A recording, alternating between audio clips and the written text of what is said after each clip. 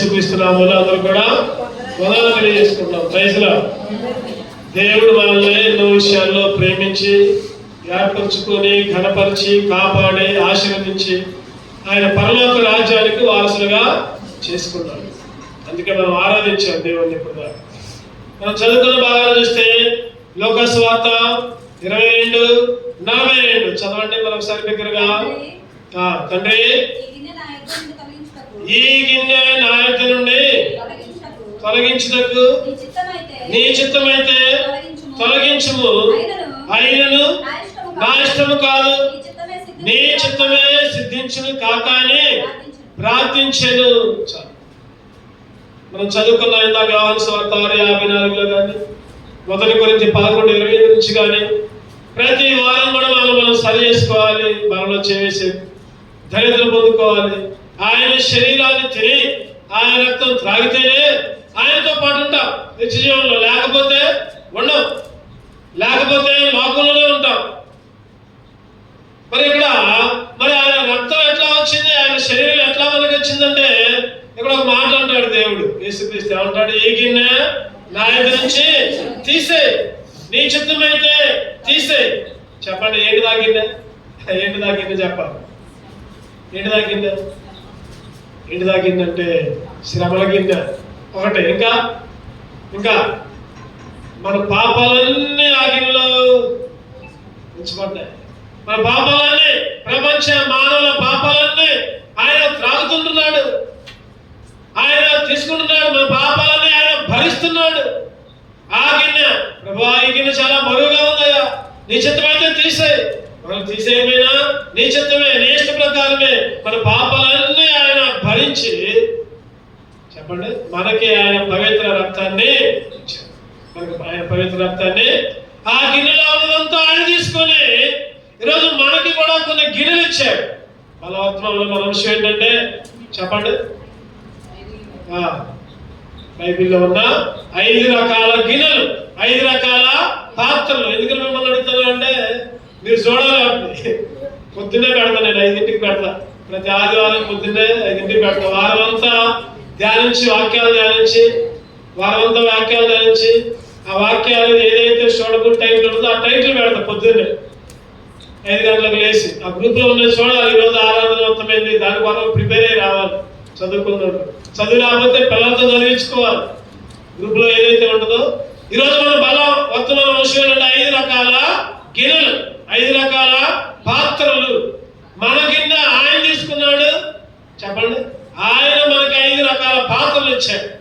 ఆ పాత్రలోని, ఆ గిన్నెలోని నువ్వు నేను తాగాలి, నువ్వు నేను అనుభవించాలి. ఆయన ఇచ్చిన ఆ గిన్నెల్లో పాత్రలోనే నువ్వు నేను తాగుతున్నామా, లేదా నువ్వు నేను దాని ప్రకారం జీవిస్తుంటున్నామా? చూద్దాం. క్లుప్తంగా సమయం లేదు. ఒక 20 నిమిషాలు మనం ఈ బలవర్తమానం చూసి మనలో ప్రవేశిద్దాం. మొదలుగా బైబిల్లో ఉన్న 5 రకాల గిన్నెలు, 5 రకాల పాత్రలు దేన్ని సూచిస్తున్నాయి? మొదటిగా ఆదికాండం 44:2 చదవండి. ఆదికాండం 44:2. కనిష్ఠుని గోనెమూతిలో తన వెండి గిన్నెను అతని ధాన్యపు లోకంలో పెట్టమని. మన అంశం ఏంటంటే 5 రకాల గిన్నె. దీంట్లో మొదటి గిన్నె చెప్పండి, ఎవరి గిన్నెది? అంటే యోసేపు గిన్నె. ఎవరి గిన్నెది? ఈ కథ అంతా మనకు తెలుసా? యవనస్తులు కూర్చొని చదువుకోవాలి. మేము చిన్నప్పుడు అయితే ఆదికాండం మొత్తం చదువుకునేవాళ్ళు. చిన్నప్పుడు మా అమ్మగారు, అరే పల్లె కథకుంటుంది, అది మంచిగుంటుందంటే ఈ యోసేపు కథ, అబ్రహాము, ఇస్సాకు, యాకోబులు, యోసేపు ఏ విధంగా ఆ రాజ్యాన్ని కాపాడాడు. యవనస్తులు చదువుకోవాలి. పొద్దున్నే బైబిల్ చదువుకోవాలి. బైబిల్లో కొన్ని విషయాలు ధ్యానం చేసుకోవాలి. యోసేపు గిన్నె. ఏ గిన్నె అంటే ఇది? ఈ కథ అంతా తెలుసు మనకి. యోసేపుని అమ్ముతారు, యోసేపు మళ్ళీ రాజు అవుతాడు. ఆ రాజు దగ్గరికి అన్నలందరూ పోయి మొక్కుతా ఉంటారు. వాళ్ళందరూ తెలుసుకోలేదు. యోసేపు మాత్రం వాళ్ళ అన్నలు గుర్తుపడతాడు. ఈ అన్నలు మాత్రం గుర్తుపడతారు. యోసేపుకి తమ్ముడు అంటే ఇష్టం. ఎవరిది? ఏ తమ్ముడు చెప్పండి. పేరు బెన్యామీన్ అంటే యోసేపుకి చాలా ఇష్టం. ఆ బెన్యామీన్ని పిలిచి, అన్నలకు కూడా బాగా ఇష్టం, తండ్రికి కూడా బెన్యామీన్ అంటే ఇష్టం. ఆ బెన్యామీన్ని పిలిచి అందరికి ఒక్కొక్కరికి బస్తాలు వేసి, ఈ బెన్యామీన్ బస్తాలో ఏం చేస్తాడంటే వెండి గిన్నె పెడతాడు. వెండి గిన్నె. వాళ్ళందరూ భయపడిపోతారు. ఈ కథ ఇది కింద వచ్చిన చదువుకుంటే అందరూ భయపడతారు. అయ్యో, రాజుగారి గిన్నె మా దగ్గరకు వచ్చిందే, మమ్మల్ని కొడతలేమో, మమ్మల్ని చెప్పేస్తలేమో, లేకపోతే మాకు శిక్షేస్తలేమో అని భయపడతారు. తర్వాత వేసే పనులకు, అయ్యా నేను మీ తమ్ముడిని నమ్మాను, మీరు ఇక నన్ను అట్లా చేశారు, గుంటలో పడేశారు, నన్ను చంపుదాం అనుకున్నారు, ఇప్పుడు నేను మిమ్మల్ని ఏమి అన్ను. వాళ్ళు అనుకుంటారు, అమ్మ కొట్లు మేము గుంటలో వేసి మమ్మల్ని ఏమైనా చేస్తూనే అనుకుంటారు, కానీ అది నా మంచిగా జరిగింది. ఏమంటాడు చెప్పండి? అది మీరు ఆ రోజు గుంటలో వేయబట్టి నేను ఇప్పుడు రాజుగా అయ్యా, ఇశ్రాయేలుకు రాజుగా అయ్యా, మీకు ఆహారాన్ని పంచిపెట్టివాడుగా అని అందరితో కలిసి ఏడుస్తా ఉంటాడు. మన అంశం అది కాదులే, కానీ మన అంశం ఏంటంటే గిన్నె. ఏం గిన్నె అంటే ఇది చెప్పండి? ఏం గిన్నె? వెండి గిన్నె. ఏ గిన్నె? ఎవరి గిన్నె? యోసేపు గిన్నె. చెప్పాలందరూ చెప్పాలి. ఎవరి గిన్నె? యోసేపు గిన్నె. ఏం గిన్నె? వెండి గిన్నె. వెండి అంటే బైబిల్లో అర్థం చెప్పండి, ఎవరైనా చెబుతారు. వెండి అంటే విమోచన గుర్తు. వెండి అంటే విమోచన. వెండి అంటే విమోచన గుర్తు. ఈరోజు విమోచించబడిన వారిగా నువ్వు నేను ఉన్నా. యేసుక్రీస్తు విమోచన పాత్రనే నీకు నాకు ఇచ్చాడు. ఆయన అమ్మబడ్డాడు, నేను కొనుక్కున్నాడు. ఆయన యేసుక్రీస్తు కూడా వెండికే అమ్మేశాడు. యేసేపును కూడా వెండికే అమ్మేశాడు. నిజంగా ఈ వెండి గుర్తు ఏంటంటే విమోచన గుర్తు. కీర్తనలు 36:8 చూద్దామండి. కీర్తనలు 36:8. నీ మందిరం యొక్క సమృద్ధి వలన వారి తృప్తి నొందుచున్నారు. నీ ఆనందపు ప్రవాహములను నీవు వారికి త్రాగించుచున్నావు. నీ మందిరం యొక్క సమృద్ధి, సంతృప్తి. రోమీయులకు రాసిన పత్రిక 6:18. రోమీయులకు రాసిన పత్రిక 6:18. పాపము నుండి విమోచించబడి నీతికి దాసులైతిరి. అందుకు దేవునికి పాపము నుండి విమోచించబడి. ఇక్కడ వెండి అంటే విమోచన గుర్తు. విమోచించబడి ఆ రోజు ఐగుప్తీయుల నుంచి కూడా ఇశ్రాయేలు విమోచించబడి పరిశుద్ధాలయానికి వచ్చారు. ఎక్కడికి వచ్చారంటే నిర్గమాకాండం 15:12 చూస్తే ఆ రోజు ఐగుప్తు సైన్యం, ఫరో సైన్యం వాటిలన్నిటి నుంచి విడిపించబడి ఎర్ర సముద్రాన్ని దాటి వారిని దేవుడు పరిశుద్ధాలయానికి చేర్చాడు.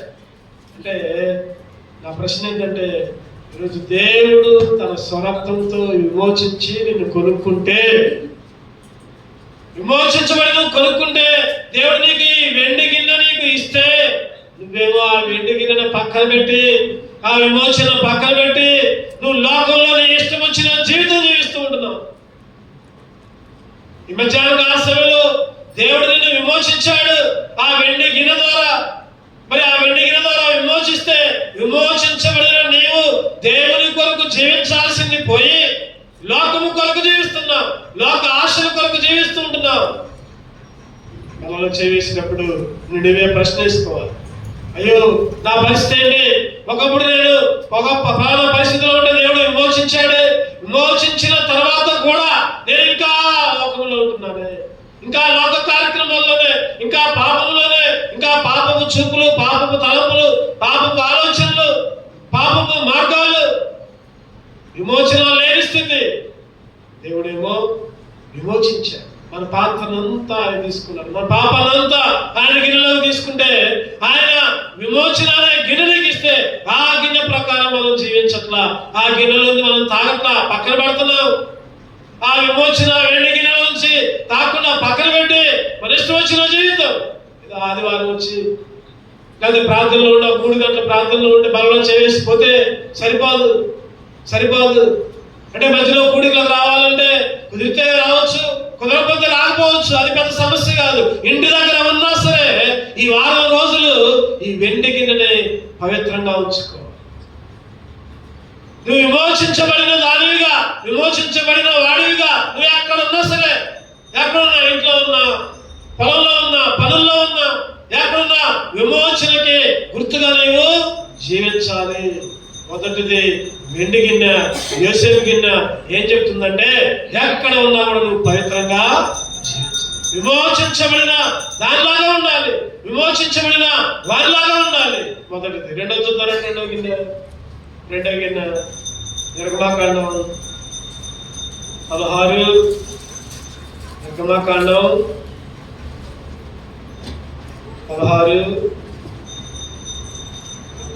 16:33 వచ్చింది. చదవండి. కాబట్టి మోషే అహరోనుతో నీవు ఒక గిన్నెను తీసుకుని దానిలో ఒక ఓమేను మన్నాను పోసి మీ వంశస్థులు తమ యొద్ద ఉంచుకున్నకు యెహోవా సన్నిధిలో దాన్ని ఉంచుకొనెను. కాబట్టి మోషే అహరోనుతో నీవు ఒక గిన్నె. ఎవరి గిన్నెది చెప్పండి? ఎవరి గిన్నెది? మోషేది, అహరోను. మోషేది, అహరోను. మొదటి గిన్నె ఎవరిది? యోసేపు గిన్నె. దేనికి గుర్తుంది? ఏ గిన్నె అంటే ఏ రకం గిన్నె అంటే వెండి గిన్నె. దేనికి గుర్తుండది? విమోచన గుర్తు. ఎక్కడున్నా సరే విమోచించబడిన వారిలాగా ఉండాలి. రెండో గిన్నె ఎవరిది? మోషే, అహరోను. ఇద్దరిది గిన్నె. మోషేది, అహరోను. ఇది ఏం గిన్నె అంటే చెప్పండి? మన్నా గిన్నె. ఏం గిన్నె? మన్నా. మన్నా అంటే ఆహా. మన్నా అంటే మన్నా గిన్నె. మరి ఏంటిదా మన్నా? చెప్పాలి. ఏం చెప్తారు? వాక్యం. రైట్. వాక్యమనే మన్నా. ఏమన్నా? వాక్యమనే. ఈరోజు వాక్యాన్ని మనం పాటించాలి. వాక్యమనే గిన్నెని మనం తాగాలి. నేను చెప్పాను ముందే, యేసుక్రీస్తు మన పాపాలన్నీ, ప్రపంచ మానవుల పాపాలన్నీ ఒక గిన్నెలో పోసుకొని, అయ్యా ఈ గిన్నెను తాగలేకపోతున్నానయ్యా, అయినా కానీ నీ చిత్తమయ్యా ఆయన తాగాడు, ఆయన భరించాడు, శిలువలో బలి అయ్యాడు, ఆ శ్రమలన్నింటినీ అనుభవించాడు. ఆయన త్రాగి మనకు కొన్ని గిన్నెలు ఇచ్చాడు. ఒకటిది విమోచన గిన్నె, వెండి గిన్నె, విమోచించబడిన వారిగా ఉండాలి. రెండవది మన్నా గిన్నె. మన్నా గిన్నె వాక్యమనే మన్నా. వాక్యాన్ని మనం పాటించే వాళ్ళగా ఉండాలి. ఏం పాటించే వాళ్ళగా ఉండాలంటే వాక్యాన్ని పాటించాలి. వాక్యాన్ని హృదయంలో ఉంచుకోవాలి. అందుకనే ఇందాక చదువుకున్న యోహాను 6:51లో పరలోకం నుంచి వచ్చు జీవాహారాన్ని నేనే అంటున్నాడు. ఆయనే జీవాహారం. వాక్యమనే మన ఆహారం. ఆహారం అంటే రకరకాల బిర్యానీలు, రకరకాల ఎనిమిలు, అవి కాదు ఆహారం అంటే. ఈ లోకంలో తిండి కాదు, ఈ లోకంలో తిండి కాదు, అది కాదు. వాక్యమనే ఆహారం. వాక్యమనే ఆహారాన్ని భుజించే వాళ్ళంగా ఉండాలి.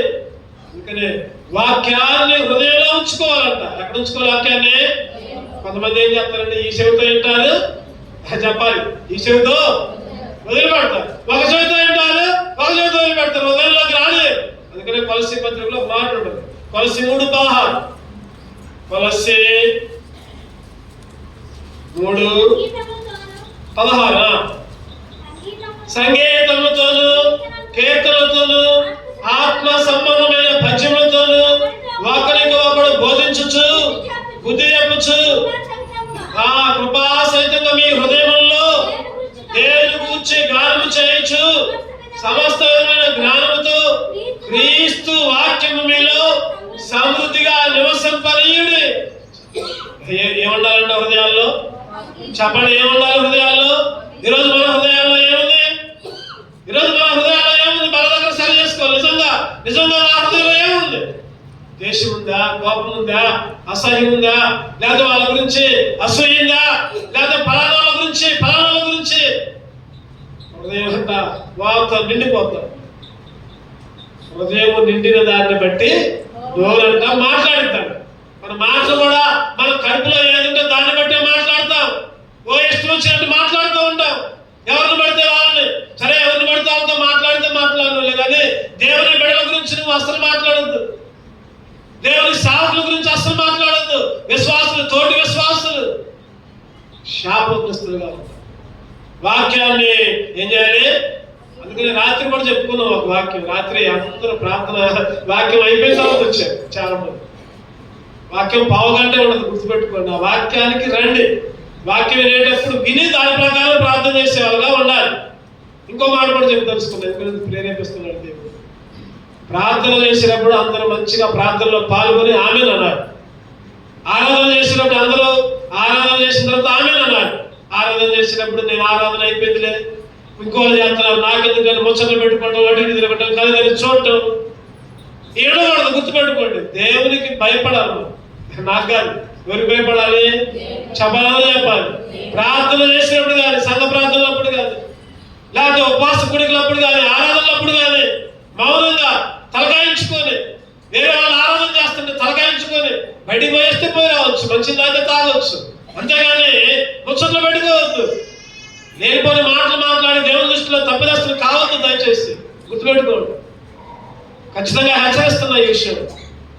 ఎందుకంటే ఇది నేను అనుకున్నా కూడా దేవుడు ఆపడు, ఖచ్చితంగా మాటలు దేవుడు చెప్పేస్తా ఉంటాడు. ఎందుకంటే ఈ మధ్య నేను బాగా చూస్తున్నా, ప్రార్థన చేసినప్పుడు మాటలు మాట్లాడటం, అటు ఇటు చూడటం. ఆ కొంతమంది అయితే మోకరించరు, అడుగుడు చూస్తూ ఉంటారు. సరే, కాళ్ళ నొప్పులు అయితే మోకరించకపోయినా పర్వాలేదు కానీ తలకాయించుకుని తగ్గించుకుని ఉండాలి. అది నేర్చుకోవాలి. వాక్యం అని రాత్రి చెప్పుకున్న వాక్యం, ఏ వాక్యం? వాక్యం అంట ముళ్ళకంపంలో పడదు. ఎక్కడ పడదు? ముళ్ళకంపంలో వాక్యం పడితే వాక్యం ఏమన్నా ఫలించిందా? విత్తనాలు వేసేవాడు రాత్రి నెలలో వేసాడు, మట్టి నెలలో వేసాడు, ముళ్ళకంపంలో వేసాడు. రాత్రి నెలలో లోతుగా పాలు, అదంతే, బయటికి పోతుంది. రెండవది ముళ్ళకంపంలో వేసాడు, విత్తనం వచ్చింది, చెట్టు పెరుగుతుంది, కానీ ఏమవుతుంది అక్కడ? కంప అణిచేస్తాం. ఈరోజు ముళ్ళ కంపలో పట్ట విత్తనం లాగా వాక్యం తయారైతుంది. చాలా మంది విశ్వాసుల్లో చెబుతున్నాం, వాక్యం వింటున్నాం, అణిచివేస్తుంది. ఏంటదని చేసేది? చెప్పండి. 3 రకాలు చెప్పుకున్నాం. ఒక రకం చెప్పుకున్నారు, ఐహిక విచారాలు. ఏంటి అంటే ఐహిక. మత్తయి సువార్త ఈ మాట చదివి ఖచ్చితంగా. మత్తయి సువార్త రాత్రి చదువుకున్న భాగం, మత్తయి సువార్త ఎన్నో అధ్యాయం? మత్తయి సువార్త 7వ అధ్యాయం.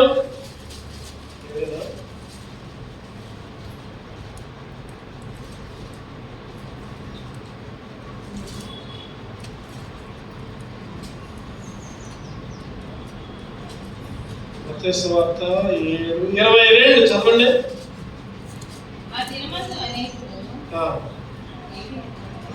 మత్తయి సువార్త, మార్కు సువార్త?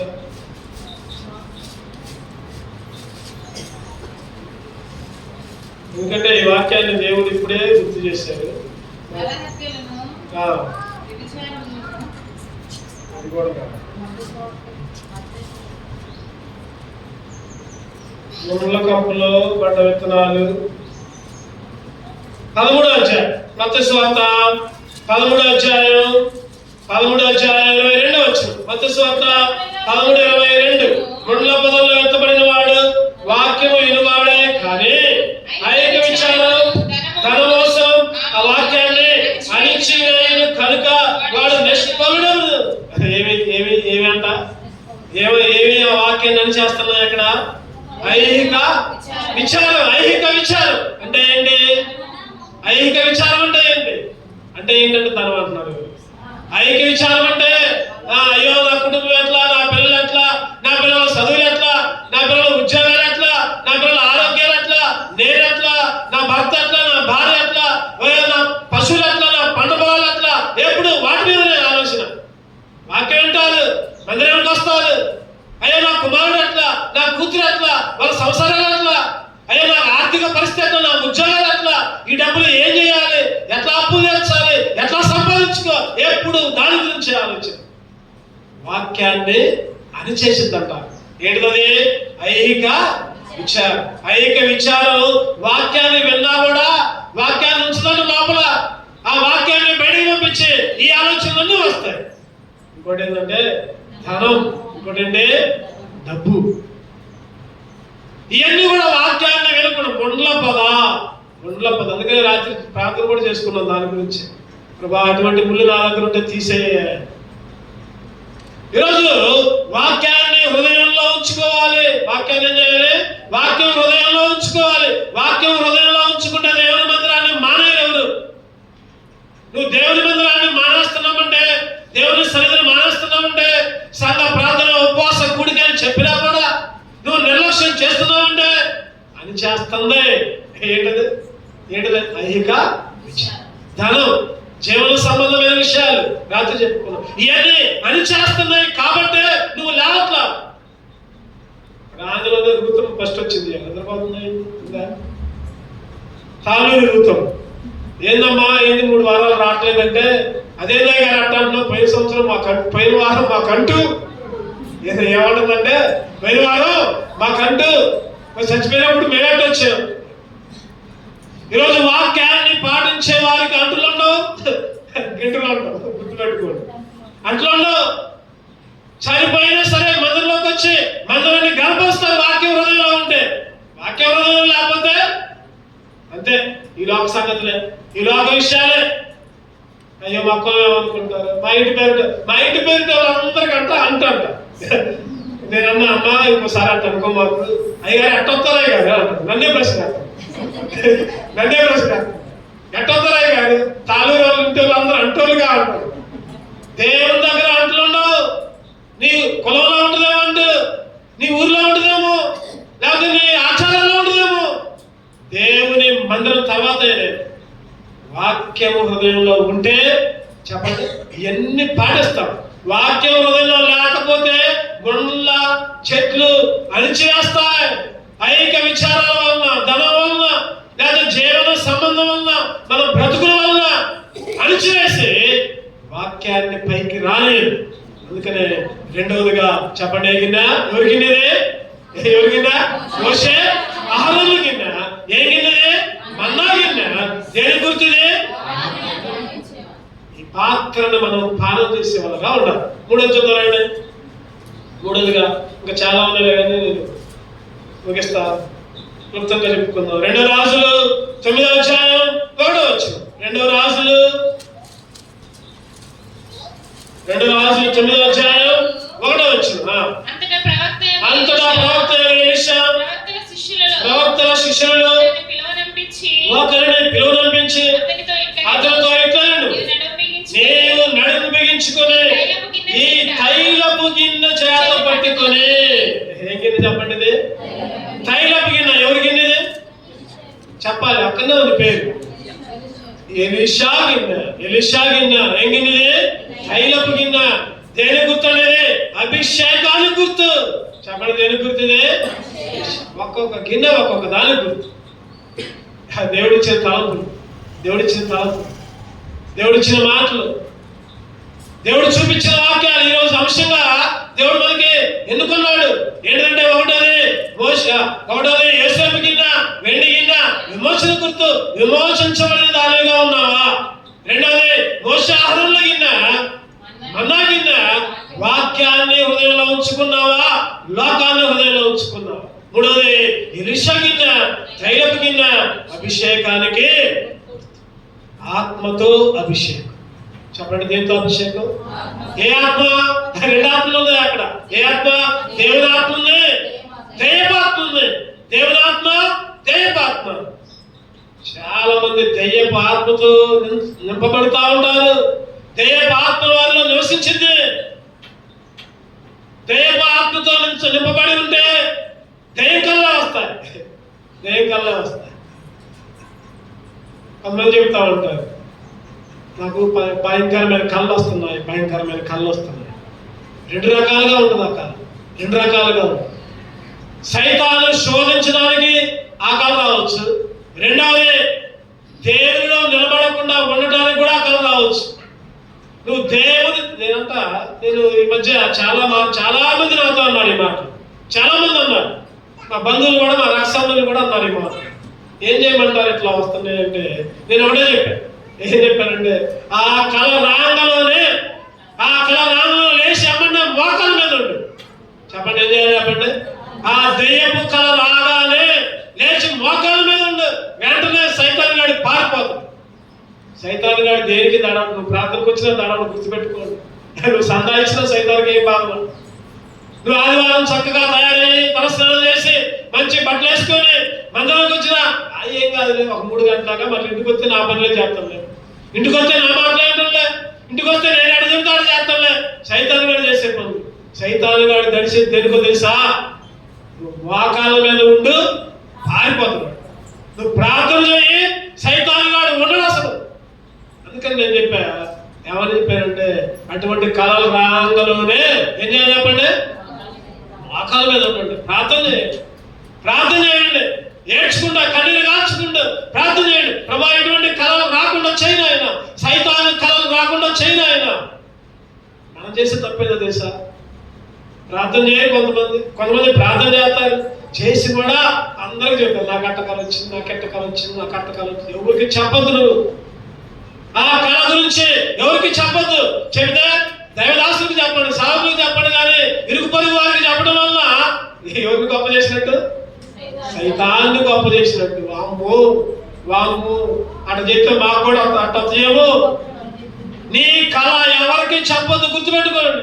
ఇది ఆత్మీయ మర్మం, ఇది ఆత్మీయ. దీని గురించి మరి ఎందుకు వచ్చిందో ఇప్పుడు టాపిక్ దేవుడే బయలుపరుస్తున్నాడు. నీ కళ వచ్చితే, సైతాన్ని కలస్తే, దయ్యపు కలస్తే వెంటనే మోకరించు, మోకరించు. దేవుడికే చెప్పు, ఇంకెవరికి చెప్పొద్దు. ఒకవేళ చెప్పదలుచుకుంటే ప్రార్థన చేస్తారు కాబట్టి సేవకులకు చెప్పు. అంతేగాని పక్కెమ్మటి, ఆ పక్కెమ్మటి, ఈ పక్కెమ్మటి దేవుని నెరగిన వాళ్ళకి, దేవుని నెరిగిన వాళ్ళకి చెప్పి భయపడు మాకు. అదే ఇక్కడ మనం చదువుకున్న అభిషేకపు గిన్నె. ఏం గిన్నె అంటే అది? ఆత్మతో అభిషేకం. దేవుని ఆత్మతో. దయ్యపు ఆత్మను పక్కన పెట్టు, దేవుని ఆత్మని. అపొస్తలుల కార్యాలు చదువుతున్న ఒక మాట. అపొస్తలుల కార్యాలు 13వ అధ్యాయం చూపించుకుందాం. అపొస్తలుల కార్యాలు 13వ అధ్యాయం 3వ వచనం. అంతటా వారు ఉపవాసం ఉండి ప్రార్థన చేసి వారి మీద చేతులుంచి వారిని పంపిరి. కాబట్టి వీరు పరిశుద్ధాత్మ చేత పంపబడిన వారై. చెప్పండి, ఏ ఆత్మ అంట? పరిశుద్ధాత్మ. ఎప్పుడైతే ప్రార్థనలో ఉంటామో, ఎప్పుడైతే దేవునితో గడుపుతామో, ఎప్పుడైతే ఉపవాసం ఉంటామో, ఈరోజు విచారం ఏంటంటే ఉపవాస ప్రార్థనలకు రాత్రులు ప్రకటించినా కూడా దూరంగా ఉంటున్నారు. ప్రార్థన ప్రార్థన దూరంగా ఉంటున్నారు. ఈరోజు ప్రార్థన ద్వారా నువ్వు పరిశుద్ధాత్మను పొందుకుంటావు. పరిశుద్ధాత్మ కార్యాలు, అభిషేకము నీలో జరిగితే, ప్రార్థన లేకపోతే నువ్వు ఏం చేసినా కూడా వ్యర్థమే. ప్రార్థన ద్వారానే సమస్తము సాధ్యం. గుర్తుపెట్టుకుందాం. 3వ గిన్నె 4వ చూద్దారండి. నెహెమ్యా 1:10. నెహెమ్యా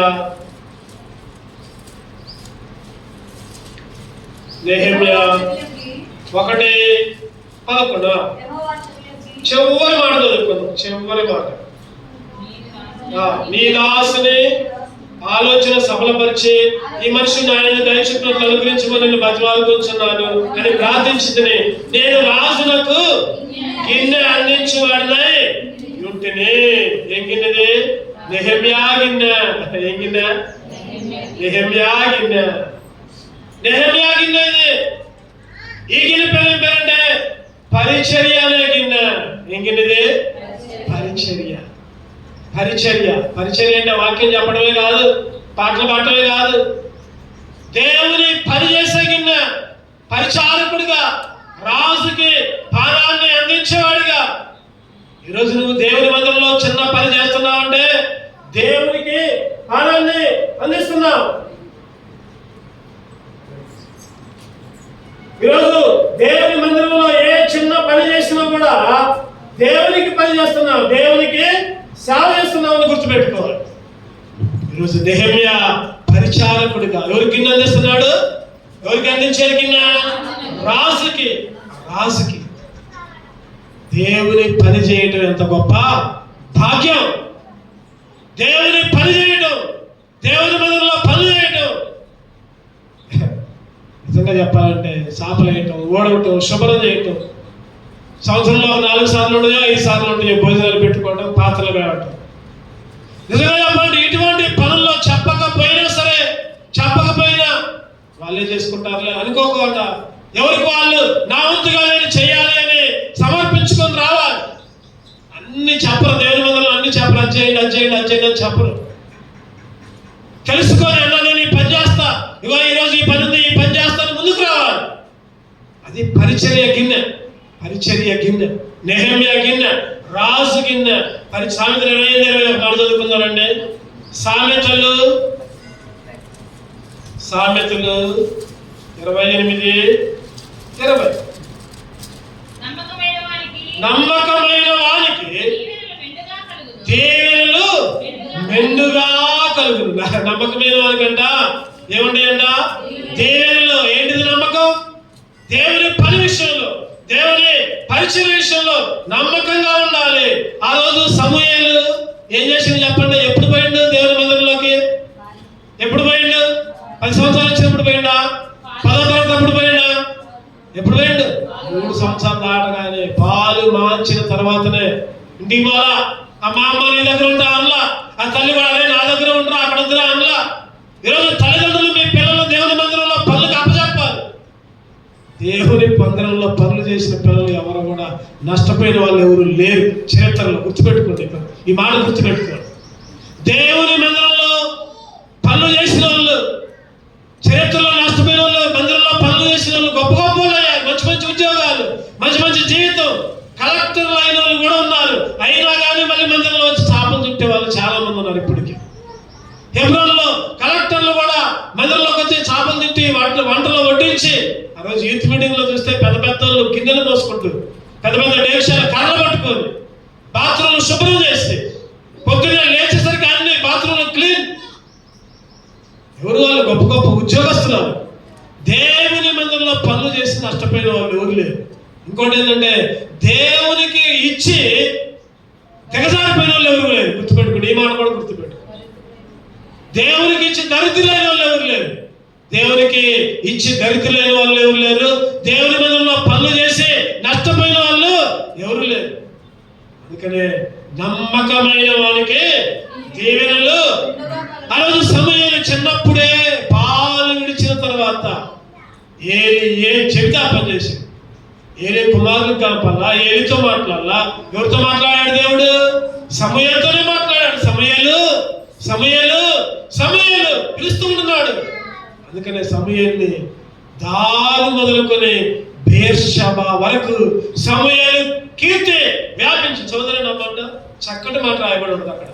ఎన్నో చేయాలంటే 1 సమూయేలులోనే ఉంటుంది, ఫస్ట్ లోనే మనం చదువుకున్నాం బైబిల్ స్టడీలో కూడా. 1 సమూయేలు 2వ అధ్యాయం 3వ అధ్యాయం 1 సమూయేలు 3వ అధ్యాయం 20 వచ్చింది చదవండి. 1 సమూయేలు 3:20. కాబట్టి సమూయేలు యెహోవాకు ప్రవక్తగా స్థిరపడినని దాని మొదలుకొని బేర్షెబా వరకు ఇశ్రాయేలీయులందరూ. ఎంత గొప్ప ఆశీర్వాదం! దాని మొదలుకొని అంటే మన భాషలో చెప్పాలంటే ఢిల్లీ నుంచి జమ్మూ కాశ్మీర్ నుంచి కన్యాకుమారి దాకా అందరికీ తెలిసిపోయింది సమూయేలు. ఎంత గొప్పవాడు! కేవలం దేవుని ఇంటిలో పనిచేసింది, దేవుని సేవకుల దగ్గర.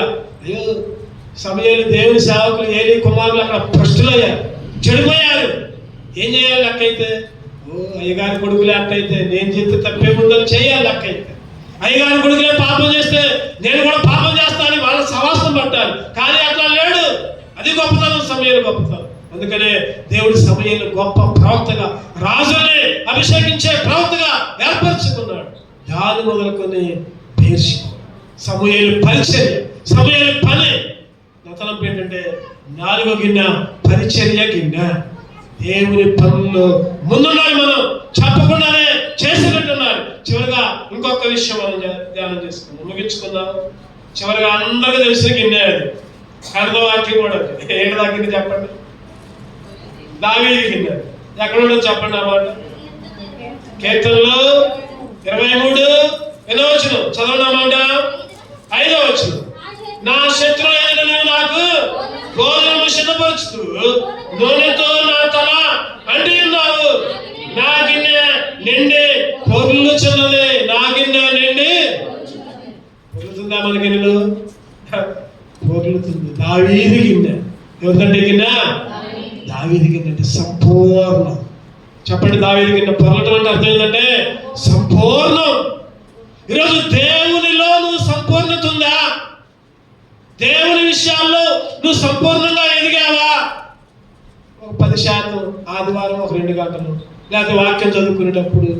మిగిలినప్పుడు నా ఇష్టం వచ్చినట్టు చేస్తా. ఈ మధ్య కొంతమంది అనుకున్నారు కదా, పాపం చేసినా కూడా దేవుడి దగ్గరకు పోయి కడిగితే పశ్చాత్తాపడితే క్షమిస్తానని అనుకుంటున్నారు. ఈరోజు బలలో చేస్తున్నారు, దేవుని బలలో చేస్తున్నారు, కూడా దెయ్య బలలో కూడా చేస్తారు. దేవుని పాత్రలోనే దెయ్య పాత్రలోనే పోయినసారి చెప్పుకున్నాం మనం. నీతికి దుర్నీతికి ఏమి సాంగత్యం, విశ్వాసికి అవిశ్వాసికి పొత్తు ఎక్కడ?